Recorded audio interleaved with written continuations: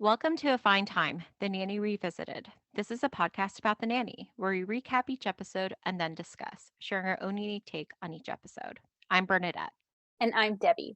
Today we're talking about episode 63, Fashion Show. As usual, we'll start with a brief summary of the episode. Because of Fran's primping and Maxwell's describing her planned outfit as merely fine instead of gorgeous, the Sheffield family is running late for a red carpet premiere. Having learned his lesson, Maxwell tells her she looks gorgeous without looking, and then stops her from switching purses to one that matches her gown. Fran's picture from the premiere ends up as a fashion don't in Gloss magazine with the caption, "Who let her out of the house with that purse?" To pull Fran out of her fashion related depression and to assuage his guilt, Maxwell hires her as the costume designer for his scene in a Broadway charity benefit, prompting Cece to accuse him of thinking with his little producer and to withdraw from the project. Maxwell begins to doubt his motives in hiring Fran when she shares her ideas for the costumes, believing the costumes will be ghastly. At the benefit, he futilely tries to set off a smoke detector to prevent his scene from being seen. It turns out that he had nothing to worry about. Even Andrew Lloyd Webber believed that Maxwell's scene stole the show. When Maxwell tries to share the credit with Fran, Cece steals the limelight, and Fran gets back at her by borrowing someone else's mismatched purse so that Cece ends up as a fashion don't, while Fran is a fashion do. Bernadette, do you want to add anything? Nope, that's a great summary. Thank you. Would you like to take us to scene one? Yes, so we open up and we're kind of near the entryway of the Sheffield residence, and Maxwell is dressed up and he yells up the stairs, "Miss Fine, come on!" Um, Obviously, they are waiting for Fran, and then he's wondering what's taking so long. There is an electric surge through the house, and Mm-hmm. so Niles points out, oh, she's blow drying her hair. Sir. And again, uh there's talk about how long she's been taking, and she finally appears and she walks down the stairway and she's wearing a great black long, it's long, I believe, Floor right? length. Yeah, dress. And she of course asks how she looks, and Mr. Sheffield, not thinking, just says fine. And she goes, "Fine, I need gorgeous," and runs back up the stairs. And of course, Maxwell immediately chastises himself. "Oh, why didn't I say gorgeous?" And Brighton kind of gets on this. It's like, you've known her for 3 years. Haven't you learned anything? Does this make me look fat? No. How does my hair? Does my hair look good? Yes. Does my tush look bigger? No answer. Right. And so Fran then reappears really quickly, honestly, in terms Yeah, of, considering how long it took her to get into the first dress and start coming downstairs. Yeah. yeah. And this time, again, I'm just going to briefly describe the fashion. Oh, It's like a absolutely. halter kind of dress style, shiny leopard. Mm-hmm. And again, as you mentioned in your summary, when she asks how she looks, Maxwell immediately has learned his lesson and says gorgeous. And she's like, "Oh, well, let me just, go ahead and Well, I just or want how to does my purse?" What? I want to interject that she starts asking, "How do I look?" And not just Maxwell, but everyone assembled says gorgeous. Yes. And then she Yes, asks, "But do you think this dress makes me look?" "No," says everyone. "Do you that's true. like what I did with my?" "Yes," says Yes. everyone. Like they've all learned their lesson. And then she says, "Great, I just got to change my purse." Yeah. And again, at this point, Maxwell is like fed up. And I believe at this point too, the kids have just gone ahead out to the car. Or Most of so. the kids, yeah. And Fran, though, is like, calm down. I know you always tell me um an earlier time than what it actually is.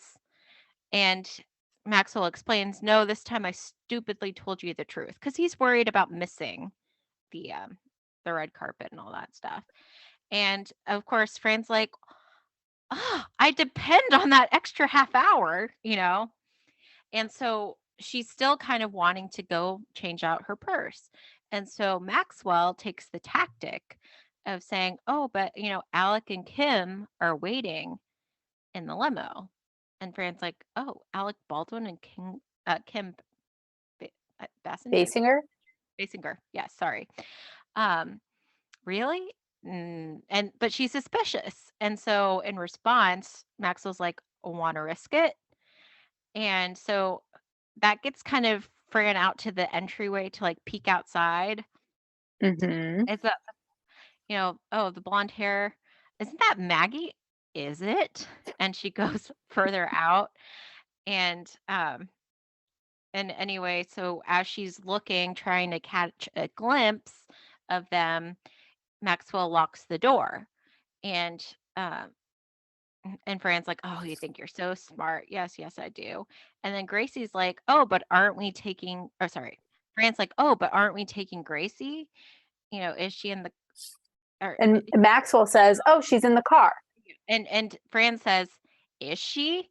And and Maxwell's like, "Oh, don't, you can't get me with that," essentially. And then we see Gracie on the other side of the door. "Daddy?" Right. So, yes, he really had locked Gracie in the house. Is there anything you want to add to that scene? I guess I just want to comment on Gracie's, level of panic, which seemed a little too elevated for my liking, because Mhm. like she could have unlocked the door and walked outside, Yeah. right? Yeah. "Daddy?" Um, right. The only other thing I will, I want to add two things. One, early on in the scene, Maxwell makes a comment to Niles about and asks him, "Why does it take a woman an hour? What a man can Oh. do in 5 seconds?" Oh, yes, And yes. Niles is like, "Speak for yourself, sir." Yeah. Um, and at I some had point, that in my notes, but without context. So I was like, I can't quite remember that conversation. I'm trying to remember at what point in the scene. I think it's around then that Niles says to Maxwell, "You need to learn how to speak to a woman, sir." And then he shouts up, "Miss Fine, you'll miss the buffet." And that's when she says, "Coming." And that's Oh, like the first time I think that she that she comes down comes in her down. black gown. Yeah. Yep. Okay. Thank you. So You want to take yeah, us to the next scene? you're very welcome. And actually, now I'm thinking it might have been the second time, but either way, there's the line about you need to learn to speak to a woman. You'll miss the buffet. All right. Mhm. So scene two, we're now at the red carpet, and Fran marvels about all of the famous people who were there, and she identifies a number of different members of the press. It's the paparazzi who got hit by Sean Penn, the one who got hit by Mickey Rourke, and the one who parachuted into Liz's wedding, and she's there with her little camera taking pictures of everyone. Um, but then she quickly learns that she sort of wasted the shots because the kids rush over and say that they saw Antonio Banderas and Melanie Griffith and Tom Hanks, and Fran's down to only one picture left. And so she advises Gracie to pretend to pass out. Then, when everyone gathers around to help, take a group shot. Um, and so she hands her camera to the kids, and they rush off. And Maxwell's feeling pretty smug, and he says to her, "You see, Miss Fine, if I hadn't dragged you out of the house, you'd have missed all this. You'd still be upstairs looking for another purse." And Fran's like, "Okay, I admit it. It sure is thrilling being on this side of the rope. I'm usually the schnook on the other side of the rope, jumping up and down like an idiot." And then she sees Patrick Swayze, and she does start jumping up and down like a schnook, saying, "Patrick Swayze, Patrick Swayze." Um, and then like Maxwell's attention is grabbed by one of the members of the press asking him for a picture of him and his date. And Fran's like, "Mr. Sheffield, you brought a date?" And then she realizes that it's her, that they think she's his date. Mhm. Um, and so before they can take a picture, she stops a woman who's walking by in a silver metallic reflective gown so she can check her teeth. Um, and then as the press is taking pictures of Fran and Maxwell, one of the members of the press misidentifies her as an Italian supermodel. "What's your name?" And so Fran identifies herself as Mandala. It's sort of unclear exactly what word she says. and she picks up a fake Italian accent. And so they ask her who designed her gown, and she, and again, a fake Italian accent, says, "A new Italian designer, Ragu." Mhm. Um, and yeah, Mhm. so we see this is really setting up the rest of the episode in that Fran's getting her photo taken by all these tabloids or paparazzi photographers, and yeah. Do Mhm. you want to add anything? Nope, you've got it. All right, would you like to take us to the office then? Yeah, so we're in the office and Cece is explaining to Maxwell about this needy cause, something she can't quite remember. Mm-hmm. Um, and apparently there's going to be this kind of benefit where producers put on like a little snippet of something. Valerie Bertinelli is mentioned at some point. Um, and then also, I believe Cece makes some type of comment about a date. Mm-hmm. And of course, Niall says, "Oh, a big night for charity all around." Mm-hmm. But basically, uh, Niles is kind of there to inform uh, Maxwell that there's something regarding Fran. Doesn't know whether to tell it or keep it from her. And Maxwell's response when he finds out there's something regarding Fran is Niles the limo, get the limo Well, hold going. on. Hmm. It's not Niles who brings it to his attention. It's Maggie. Oh, sorry, you're right. It's Maggie who comes in and Because says yeah, she's not sure if she should tell it or keep it from her.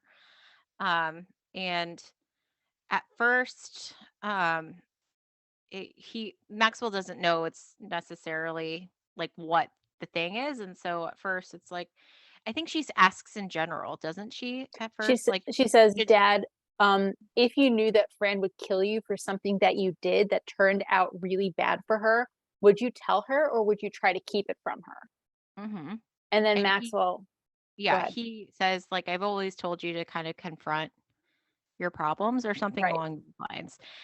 Because he's thinking Maggie did something. right, Nope, nope. It has to do with him, and right. So that's when he asks her, "What could you possibly have done to Miss Fine that was so horrible?" not Eh, me, you, bingo. Niles, get the limo. I'm going to the club, Right. and so it turns out that Maggie has a copy of Gloss magazine, and Fran is shown as a fashion don't. And in fact, it specifically states who let her out of the house with that purse. And Maxwell gasps. And that Mhm. causes Cece to remember asthma. That's what the cause is for. And and again, he's like trying to get rid of the evidence at this point. Niles get rid of the trash. And of course, Niles turns to Cece. You heard the man. Move it. Yep. And of course, at this time, Maggie's already gone, I believe. No, she's still there. Oh, is she? Fran comes in and she's asking, "Oh, has anybody seen my new copy of Gloss magazine?" And again, Maxwell's still like, not wanting her to know, but Cece is delighted. Grabs, snatches it, hands it to her. Is this it? And then as Fran's trying to see if there's anything in there on her, Cece helpfully points out page 63 next to the Harry ad. I think she said Harry ad. I don't Yeah, know. I think so. This is a totally nitpicky thing. I think she says page 64 right after the chick in the Hanes ad. Hanes ad. Okay. And Nope, the reason agree, I but remember Hanes it ad. was 64 is because like two scenes later, Maxwell's name appears on page 63, and I thought it was just too coincidental that it was like 64 and 63. So, as I said, totally a very nitpicky minor point that probably didn't need to be elaborated on. But again, it's one of those things that caught my attention. Anyway, Mhm. I'll let Yeah. you continue.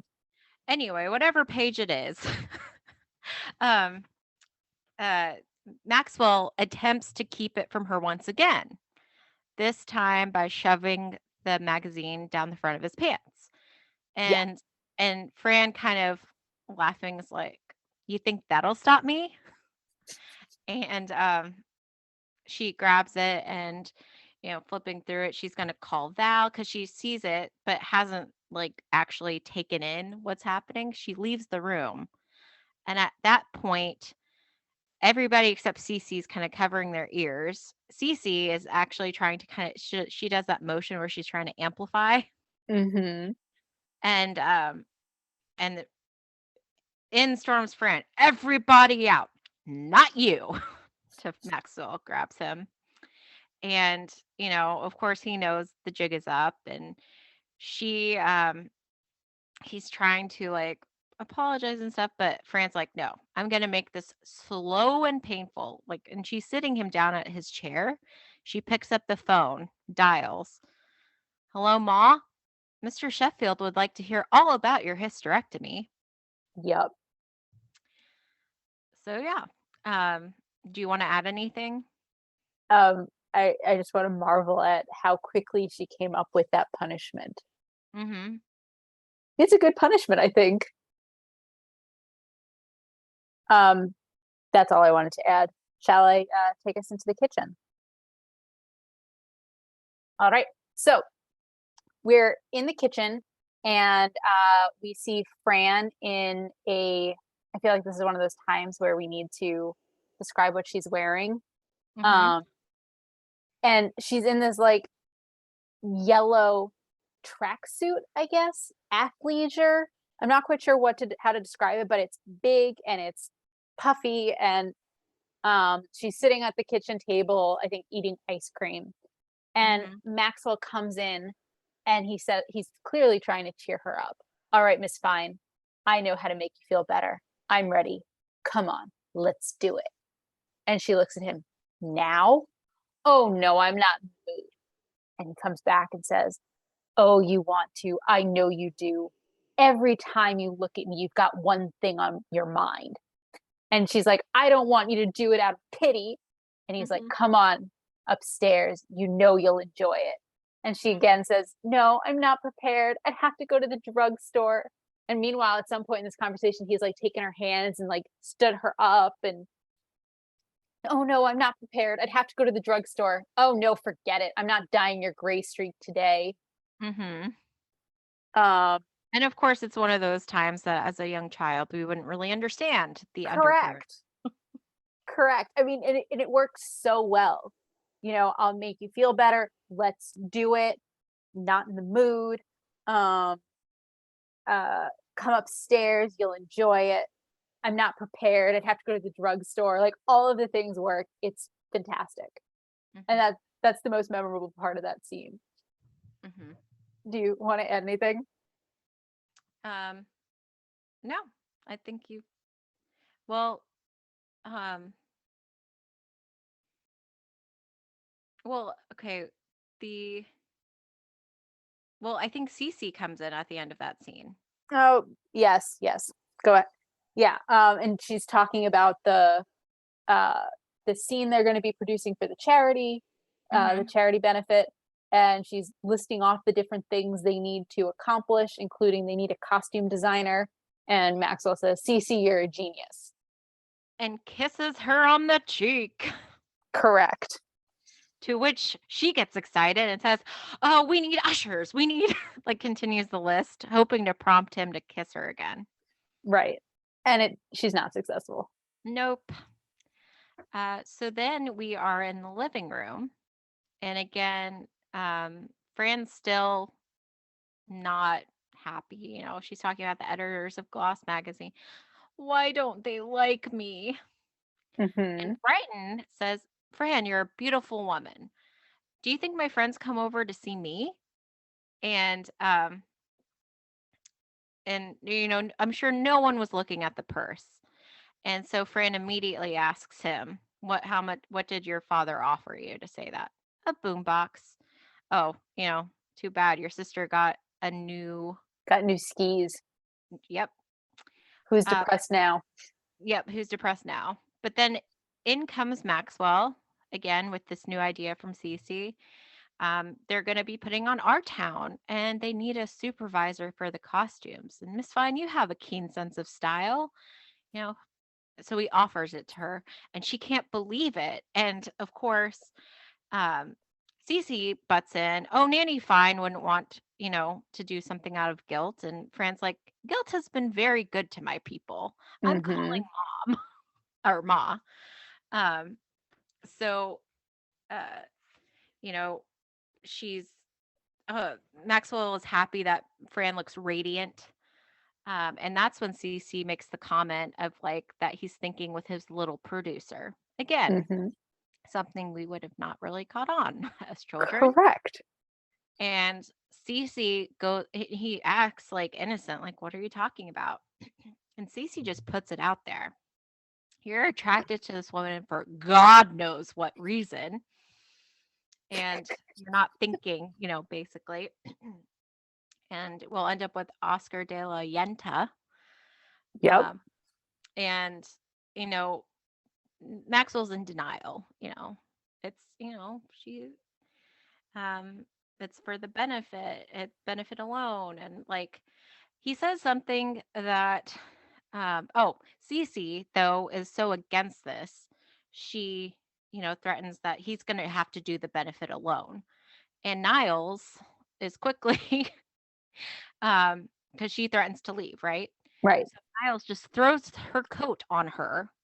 Hasta la vista, baby. Yep. And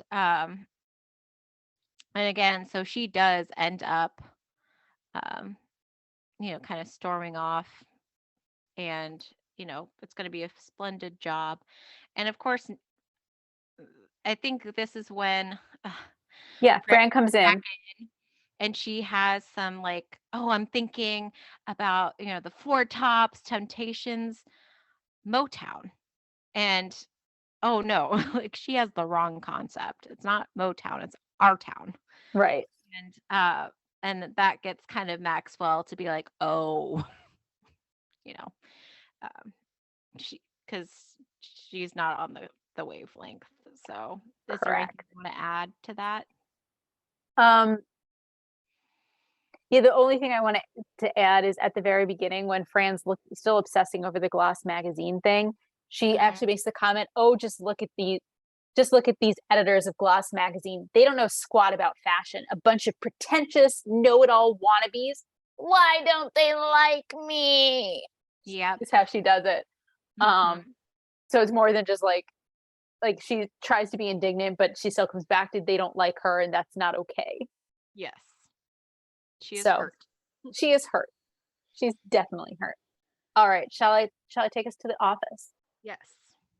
Um, so in the office we have Maxwell and Niles, and Maxwell is flipping through a book, a paper of some kind, probably a trade publication. Can you believe the publicity this benefit is getting? It's for charity, what people won't do to get their name in the paper. And Niles just kind of looks down at him and says, "Page 63, sir." And he finds it. He's satisfied. And then he starts complaining about Cece, like the nerve of her to suggest that I hired Miss Fine for less than honorable reasons. And I was like, "Well, have you seen the costumes?" And Maxwell, sticks to his guns. "I don't need to see the costumes, Niles. I hired the right person for the job. What do you think a producer does?" And Niles steps right into that. "Praise that his trusty butler has Polaroids of the costumes." And he hands Maxwell a small stack of Polaroids. And Maxwell flips through them quickly. "Oh, thank God, let me see them. Plaid, plaid, gingham, white, plain, fabulous. I love you, Niles." And Niles, you know, responds, "Well, I can't retire on love, sir." Hmm. And they're sort of done. And then Fran comes in and knocks on the door and says to Maxwell, "Are you ready for our meeting?" And she tells him that she's so excited, that she's always dreamed of the two of us working together. To which he says, "Well, Miss Fine, you've been working here for 3 years." And she's like, "Oh yeah, but now I'm actually doing stuff, or I mean, without the kids." Hmm. And so I can't remember. So they start talking about the production, and she asks him, "Are you aware that in this our town, all of the characters are dead and living in a cemetery?" And he says, yes, of course I am. And she's like, well, wouldn't you rather do something like Dream Girls? No. Okay, all right. You're the big producer, man. And I think that's when she sits down. Niles has put a chair, on the other side of the desk. So Fran and Maxwell are sitting across the desk from each other. And Fran comments about how the desk is so nice and roomy under here. And she's like she's moving, trying to get comfortable. And she's like, oh, what's that? And Maxwell's like, that's my foot. And she's like, oh, you kick your shoes off when you work too? And then they play footsie very like exaggeratedly. Yes. Um, Mhm. and he's like, well, how would you like it if I did that to you? And she's like, don't stop. She's like, don't stop. Don't stop. Wait, why'd you stop? And then he continues. Um, and Niall sort of watches this and I think he's a little uncomfortable. Mhm. Um, anyway, so they get down to business and Fran stands up and pulls something out of her little shopping bag. It's I guess I describe it as sort of like a flame patterned dress, right? So it's like a dark background with red and yellow and orange and it's very bright. And so Oh, Fran yeah. Mhm. and so Fran asks him, "What do you think of this?" And he says, "It's lovely, but this is a benefit, so perhaps you should go with something a little more sedate. Why don't you wear your black dress?" Mhm. And Fran's like, "Oh no, this isn't for me. This is for your dead ingenue, Emily. She is on stage every minute, so she's really got to pop. And like my cousin Toddy says, if you got to be dead, be drop dead." And Maxwell's clearly concerned and wonders, who's your cousin Toddy? And Fran's like, oh, I hired him to help me with the costumes. He's in the schmata business. And Neil's say Maxwell sort of feels a little bit harpooned, I guess. What happened to a little plaid, a little white? What's sitting on your bed upstairs? And Fran's like, you mean Maggie's dry cleaning? And Mhm. Niles hears this and is like, ooh, and starts like getting out of there ASAP. Mhm. And Maxwell yells at him, oh, that was Margaret's dry cleaning. And Fran, of course, is sitting back down and her feet are under the desk again. Mr. Sheffield, why are your toes curling up? Are you getting a foot cramp? And he's like, well, Miss Fine, I am in considerable pain. And she's like, oh, well, let me rub it for you. And Mm. so here's one of those things that as a kid you wouldn't understand. She crawls under the desk Mhm. and is no longer visible. And Niles comes back in. Where's Miss Fine? And then we hear her disembodied voice. How does that feel, Mr. Sheffield? Want me Mm. to rub some lotion on it? And Mhm. Niles thinks he's walked in on something that he has not walked in on. Mhm. And he whispers, should I leave? No, says Maxwell. And then, Fran does climb of out from under the desk and he says, thank you, Miss Maxwell says, thank you, Miss Fine, that will be all. And so Niles chimes in, I have a butler's benefit coming up and we need some uniforms. Mhm. I think Fran comments about how she's going to get some Epsom salts and she's going to soak that and she walks out of the room. Mhm. Um, and Maxwell tries to explain to Niles that Fran was just massaging his foot Mhm. and Niles doesn't believe him. Mhm. Hmm. Yeah, I know. Like, why wouldn't he believe her? Mhm. Why wouldn't he believe that this was a totally innocent exchange? Anyway, so Maxwell starts, you know, talking to Niles and expressing his concerns. What am I going to do? These costumes are going to be ghastly. Was Cece right? Have I let my judgment been impaired by my feelings for Miss Fine? And Niles jumps on that. What feelings are those, sir? Maxwell says, well, you know. And Niles says, no, I don't know, sir. Oh, come on, Niles. And Niles says, oh, but you'd feel so much better if you just said it.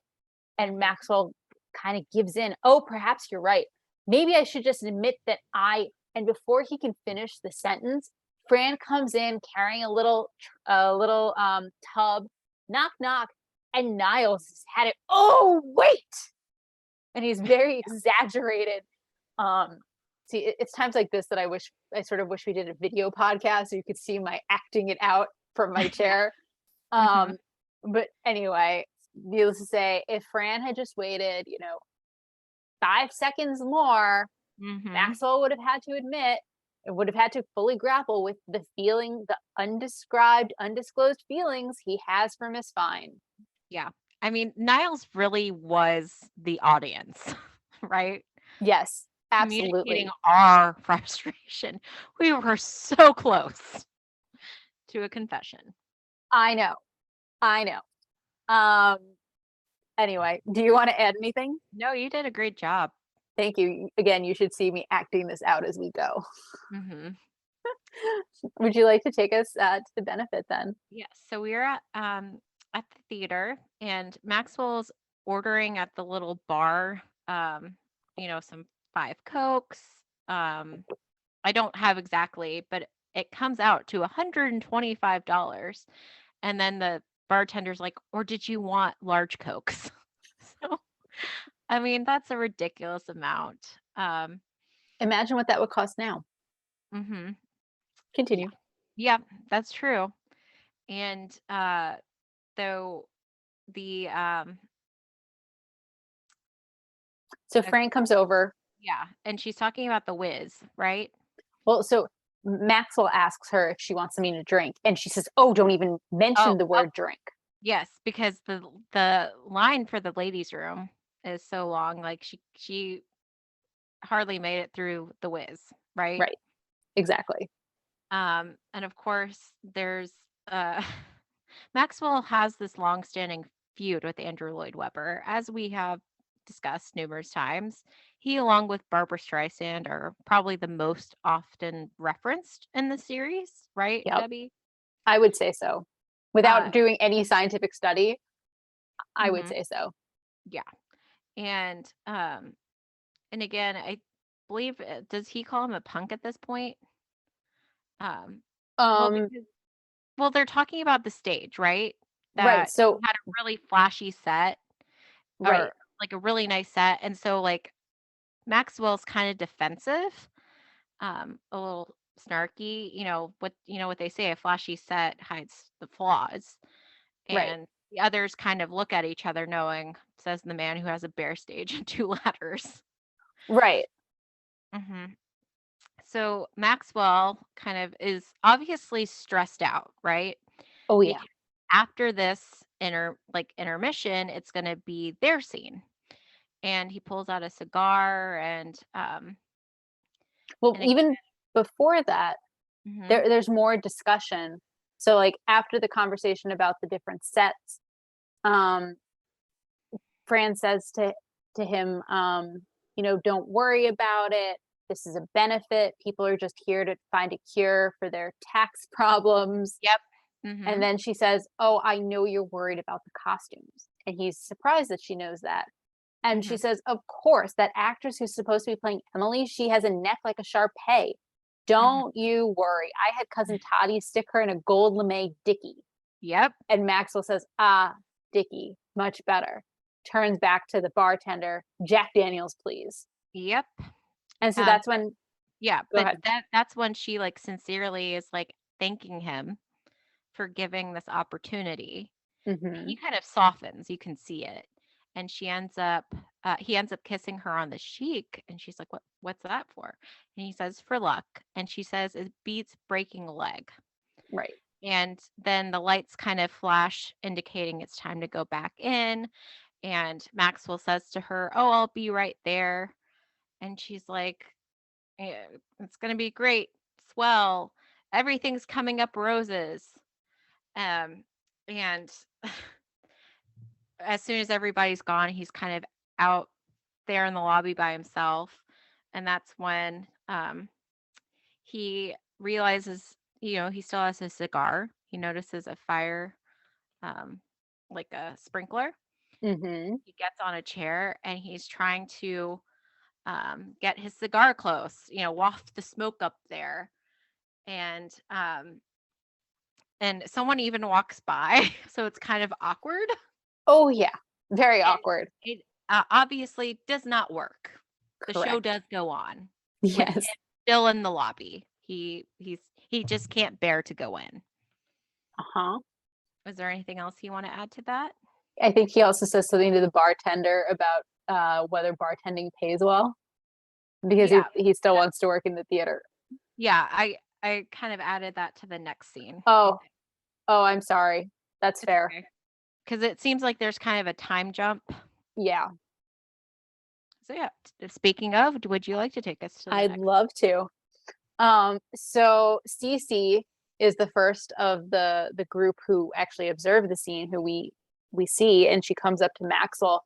Oh, Maxwell, I'm so sorry. This might be a bad time to ask you this, what with your career in the toilet and all, but now are you ready to admit that it wasn't your brain that hired Nanny Fine? And Maxwell, I want to say bad on him. He says, look, I'll admit it was a mistake hiring her, but I won't question my motives. History is full of relationships between men and women that have nothing to do with sexual attraction, like, and he stumbles and she goes, mm-hmm. And he says, she goes, mm-hmm. And he says, us. And exactly that, like, deep belly laugh, because then her response is, clearly disappointed by that. Well, because she So came out laughing from the theater. she was laughing and then she like stopped Oh, laughing. I'm so sorry. Exactly. Oh, Maxwell, I'm so sorry. Um, and so then the rest of the family starts to come out, and we hear from Fran, oh, Mr. Sheffield, it was fabulous. The clothes were a knockout. The only complaint was that the hair was too big. But don't you worry, that was just from a woman sitting behind me. Mm-hmm. And so like Fran's clearly jubilant. She thinks it's been a crowning success. And Cece sort of, they're kind of like scanning the crowd, and Cece says, oh, look who's here. It's Todd Oldham. Oh, I just love his designs. We sat together at the women's wear daily luncheon. Oh, he's coming over to say hello. And she's thinking that Todd is like coming to say hi to her. And she says, Todd. And she like throws open her arms like to give him a big hug. And he ignores her entirely. And he goes over to Franny, and they hug. And she says, oh, cousin Toddy. And Max was like, you mean Todd Oldham is your cousin Toddy? And Fran's like, yeah, of course. How do you think a nanny could afford to dress the way I do? And so Mm-hmm. she kind of asks him about her dress. Do you think this is one of those moments where we should talk about her dress now or save it for later? You can talk about it now since it's relevant. It's this floor length pink uh, floral pattern dress, has a low scoop neck, um, straps for sleeves, and it's, I guess, satiny, and she has a big like fabric uh, shawl, which frankly doesn't look very warm. But so she asks him, so who wore this before me? Was it Cindy Crawford, Heather Locklear? And he looks at it and he says, well, actually, it was Wesley Snipes. And Mm-hmm. needless to say, that was not what she was expecting. Anyway, so Fran introduces Todd to Maxwell. This is my boss, Maxwell Sheffield. And Cece chimes in, and his partner, Cece Babcock, remember me? Todd looks at her for like half a second. No, like flat, like no. And anyway, they start to be accosted by the press, and one of the reporters says to Maxwell, Mr. Sheffield, according to Andrew Lloyd Webber, your scene stole the show. And Maxwell says, really? Webber knows my name? I mean, Webber knows my name is synonymous with avant-garde. Did he say that guy? Or did he specifically call me Maxwell Sheffield? Mm-hmm. Needless to say, not a particularly polished response. Mm-hmm. The media turns its attention to Todd, asking about, in the cemetery, everything was blue, so evocative, so poignant. Why? And he says, well, I like blue. Mm-hmm. And the media turns back to Maxwell. How does it feel to reinvent a classic? And Maxwell says, well, actually, a great deal of credit goes to a very special woman I work with. Just a moment. And he turns around to pull Fran forward. And in that very short time, Cece steps forward. Well, thank you, Maxwell. C. Babcock. And Maxwell's like, Cece. And like, she just keeps going with her press conference. And Maxwell turns to Fran and tells her that she did a wonderful job. And she says, oh, thank you. You know, I've got style. I've got flair. That's how I became the nanny, which is obviously a line from the theme song. Mm-hmm. And then she kind of glances back over to Cece and sees the photographer from Gloss magazine, and that he's going to take Cece's picture. And so she grabs a purse from the woman like sitting behind her. Excuse me, Miss Babcock. And she throws the purse, and Cece catches it, and it looks confused, and that's when her picture is taken. Mm-hmm. And then we later see that they do and Fran kind of like triumphantly throws out her arms. Yeah, like So like we up. yeah, so we see then a magazine page with Fran as the fashion do and Cece with the purse looking stunned as the fashion don't. Correct. And that is the episode. Exactly. Is there anything you want to talk about before we get into our shticks? Oh, just like a quick aside, because I know you're talking about the page numbers. I thought it was interesting because, like I said, the first time around I had 63, and the next scene I had 64, and you have it reversed. So Oh, interesting. interesting. One of us is right, one of us is wrong. Yes. Lovely listeners, when you watch the episode, please tweet at us and tell us which one of us was right. Yeah. But yeah, I didn't really have anything specifically outside of the shticks that, unless closer to the episode rating. Did you? No, I just always like to offer. Okay. So with favorite fashion, I actually have a question for you. Sure. Opening scene. I was going to ask you the same Prefer. question. Oh, we're on the same wavelength. We The black totally are. dress or the leopard dress? Black dress, hands Black down. dress. Oh, yes. Yes. She should have stayed. Maxwell should have said gorgeous.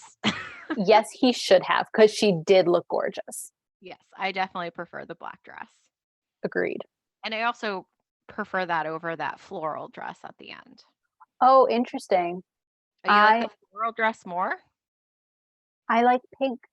Kind of like when Todd was asked why blue, so evocative, so poignant. I like blue. I like pink. Mm-hmm. So I'm gonna go with the pink dress. But the black dress is gorgeous. I feel like the black dress is um more versatile. Mm-hmm. You could wear that a lot more places than the hot pink dress. Yeah. Yep. Um, it's a staple. Exactly. Although, I mean, she certainly seems to get to go to a lot of events where she can dress like that. I don't have as many opportunities to wear floor length gowns, unfortunately. Mm-hmm. Yeah.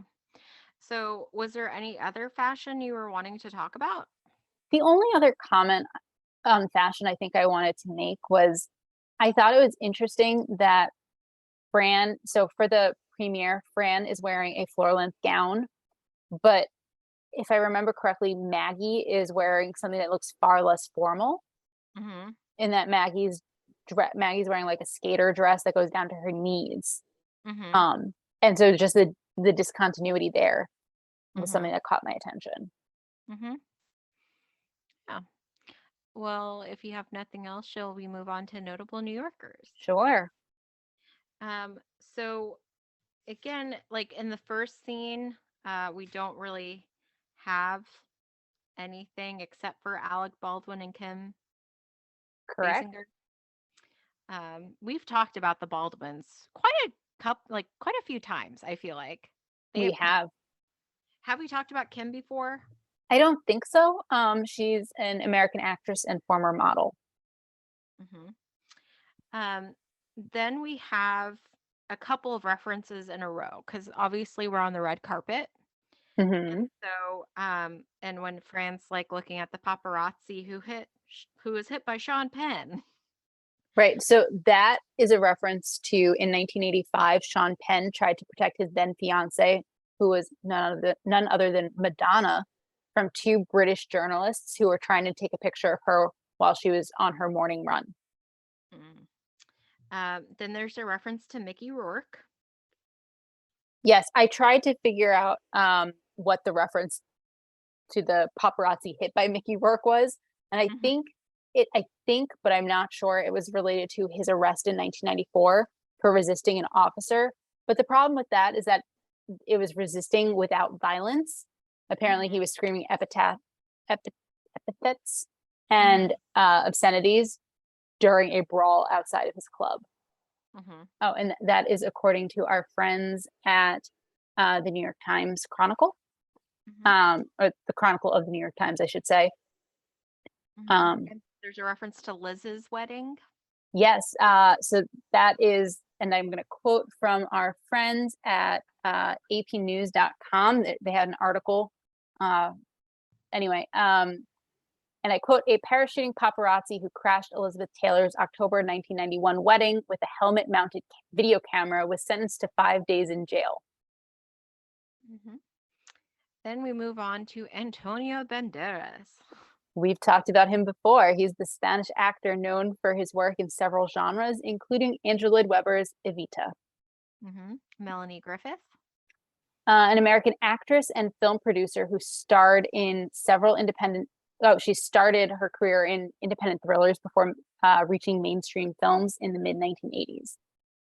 Tom Hanks. An American actor and filmmaker. Hmm. And I feel like pretty well known. I I would think so. Yes. Even I know his name. Yes. Um, Patrick Swayze. so Patrick Swayze, an American actor, singer, and dancer who was very well known for his looks. Apparently, in 1991, he was named People's Sexiest Man Alive, and that's according to our friends at Wikipedia. Now, was there any like thing with the name that Fran came up with for the supermodel? Does that actually reference anything to I your knowledge? don't know. I tried Googling, Mhm. um, and like I thought she said Manjula, but I it might have been Mandala, and like when I couldn't find anything contemporaneous. Okay. Okay. I didn't. Did you put ragu down? I did, but I didn't go and research ragu. I think I have some in my cabinet. Uh, Yeah. pasta sauce. Yes. Valerie Bertinelli. Valerie Bertinelli, an American actress who's known for shows such as One Day at a Time, Touched by an Angel, and Hot in Cleveland. And that's according to our friends at Wikipedia. Hmm. Now, you mentioned you believe that it was by a Hanes ad. I should have looked for Hanes, but I did not. Okay. Underwear, right? Yeah, underwear, t-shirts, clothing. Hmm. Let's see. So, uh, I okay. First of all, too, did Gloss is Gloss magazine a thing? Do you know? Yes, yes, that I looked for. Missed the Hanes chicken the Hanes ad, but I did get Glass magazine, and I'm going to quote and see if you'll see why I quote. It has been the premier lifestyle resource for the gay community for 15 years, which offers the widest range of articles, interviews, columns, nightlife listings, reviews, and offerings of any publication in the San Francisco Bay Area. And So that's according to glossmagazine.net. 15 years would mean that that's after the nanny, right? Correct. Okay. That's a good point. I was focused on the San Francisco Bay Area, and like that's the opposite coast. Mm-hmm. And also in the future from the nanny. Okay, fair. So Do you think according do you think it was at all inspired by the nanny? maybe, um, let's see. So according to the gloss.ie, is that Ireland? If it's IE, .ie. yeah, it's not like .com. Yeah, Ireland, I think. So apparently there is the Gloss Publications, um, but I'm not sure when they started. They launched in 2012, so they're also not contemporaneous. Okay. Lovely listeners, let us know what we're missing. Mm-hmm. So Our Town. It's a three-act play which was written by Thornton Wilder, and it tells the story of a fictional American town called Rover's Corners, and it tells the story through the citizens' lives. Act 3, which is where the scene from what is the act from which the scene Maxwell produced takes place. It takes place in the cemetery. Yes. And as a side note, so I first watched Our Town in high school. I believe maybe my senior year, because my friend was in the production of it. Mhm. And that is the first time I had like um the biggest existential crisis, because it like really struck me like I'm gonna die one day. And just like thinking about it, I was just like in my chair in the audience, just like having a crisis. So, fun fact. That seems a little heavy for high school production. Yeah. Yeah. I was just like, I just distinctly remember that moment. Um, so, yeah. I have not seen it. Oh, okay. So Mhm. when I do, I'm prepared for an existential crisis. Well, I guess that helps, right? If you're prepared for it a little bit. True. Um, yeah. Then later, there's a comment about Oscar de la Yenta. Hmm. Don't Oscar pronounce de that. la Renta, Yes. the Dominican fashion designer who dressed celebrities, including Jackie Kennedy. And that's according to our friends at Wikipedia. Mm-hmm. There's also Hasta la Vista, baby. Famous line from the Terminator. Mm-hmm. The Four Tops. An American vocal quartet that helped define Motown's sound in the 1960s. Do you want another fun fact? Sure. You know what one of the songs by the Four Tops is called? You're going to tell me because I don't know. Bernadette. Really? Yeah. Do I you grew like up. the song? Yeah. Yeah. Well, It's that's funny. good. I had like older people sing it to me before too. And they expect that I wouldn't know it, but of course I know it because it's my name, and you don't really see that anywhere. I'm glad you like it because I imagine that people sing it to you all the time. Well, not all the time. It's every couple of years there's one person who knows the song. It's not like I don't think it's that well known. But yeah, I've definitely had people, older people typically bring it up. So yeah, another fun fact about me. Lovely listeners, optional homework assignment. Go listen to the Four Top song called Bernadette. Mm-hmm. Okay, the Temptations. An American vocal group, which was also from Detroit.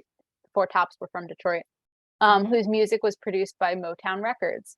And both of those are from our friends. Motown. Yeah. Yes, both of those are from our friends at Wikipedia. Mm-hmm. And then Motown Records, the American record label that was founded in 1958 by Barry Gordy Jr. That's also according to our friends at Wikipedia. Mm-hmm. Dreamgirls. A Broadway musical that follows the story of a female singing trio from Chicago who end up becoming superstars. And Mm-hmm. that's And also according to Wikipedia. yeah, and I know much later after the Nanny, it was actually made into a movie as well. Yes. Okay. Um, I'm Andrew Lloyd Webber. Andrew Lloyd Webber is Maxwell Sheffield's arch nemesis. Yes. The Wiz. The Wiz, a musical retelling of The Wonderful Wizard of Oz in the context of African American culture. And Okay. that's according to our friends at Wikipedia. I don't know how like detailed you got. Did you get into like Sharpay? I Jack did. Daniel? I Okay. did. The Shar Pei is a one of a kind companion and guardian dog with distinctive physical traits, including a blue black tongue, small eyes, and I quote, hippopotamus muzzle, a scowling expression, small triangular ears, and most notably for our purposes, and I quote, abundant folds of loose skin about the head, neck, and shoulders. And that's according to our friends at the akc.org. Mm-hmm. Jack Daniels, a type of liquor, whiskey, Mm-hmm. whatever. Exactly. Type of alcohol that Alcohol, Maxwell drinks when he's stressed, apparently. apparently. Yeah. Um, Dolph Lundgren? I totally butchered that name. I did not catch that one. So, Okay. Let us quickly go to the internet. He's a Swedish actor. mhm. Oh, he was in Rocky.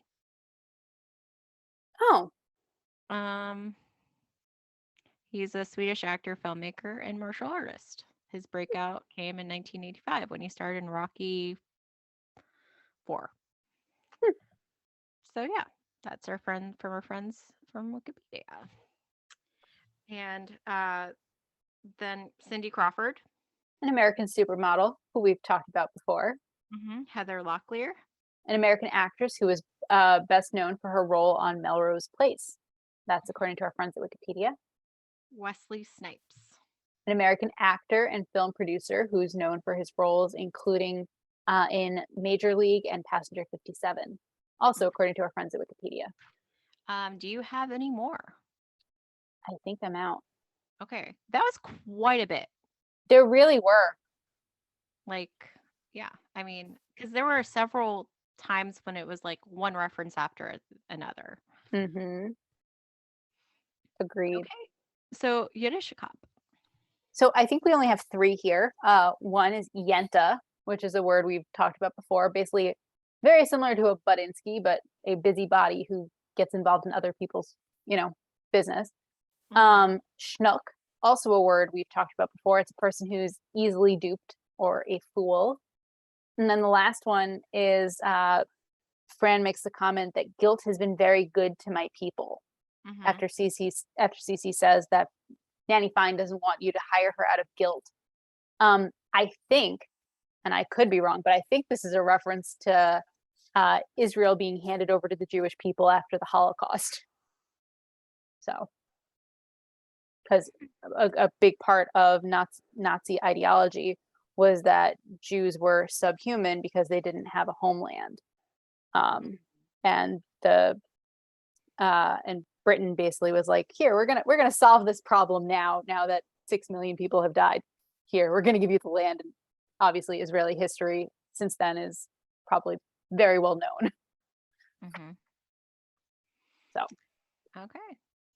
So 90s nostalgia. there was a bunch in this episode, I think. Yeah, definitely what stood out to me is when they're at the carpet and Fran has her camera and she's running out of film. Mm-hmm. So she has to make some choices. Mm-hmm. Um, That was my number 1 as well. yeah.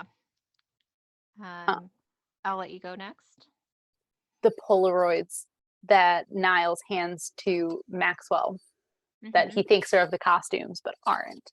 Yeah. I feel like though there has been kind of recently a resurgence of There Polaroid. has been.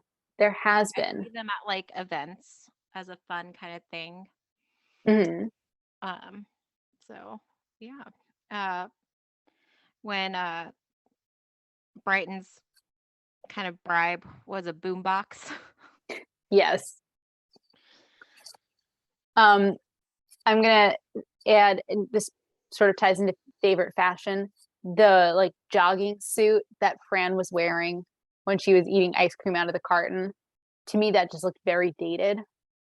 Like the cut of it, like now I think like athleisure is a lot more slick, I guess, like close, like more. Yeah. And it was poofy, and to me it looked very 90s.